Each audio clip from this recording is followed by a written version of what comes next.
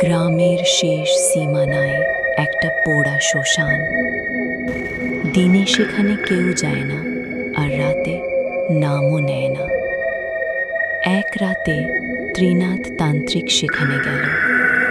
চুল এলোমেলো, চোখে লাল আগুনের ছায়া। মাটিতে তান্ত্রিক চক্র এঁকে সে মন্ত্র পড়তে শুরু করল। হঠাৎ বাতাস থেমে গেল। শ্মশানের আগুন নিভে একসাথে জ্বলে উঠল আবার। মাটি ফেটে বেরিয়ে এলো এক নারীর অবয়ব। চোখ নেই, মুখে অদ্ভুত হাসি। ত্রিনাথ গর্জে উঠল, কে তুই? নাম বল।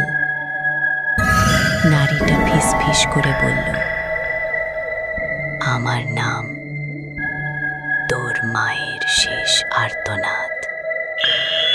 মুহূর্তে ত্রিনাথের কণ্ঠ রুদ্ধ হয়ে গেল।